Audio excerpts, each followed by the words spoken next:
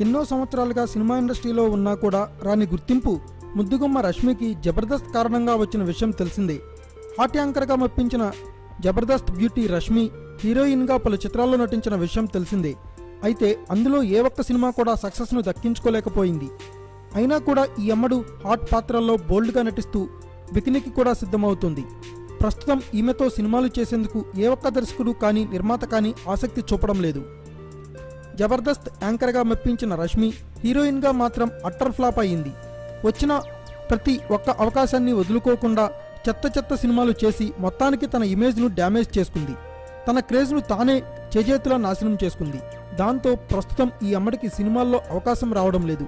కనీసం item song offers కూడా రావడం లేదు. ఈమె హీరోయిన్గా కెరీర్ ఆరంభంలోనే మొత్తం చూపించడంతో ఇక చూపించేందుకు ఏమీ లేదనే ఉద్దేశంతో ఈ అమ్మడిని ఏ ఒక్కరూ పట్టించుకోవడం లేదు.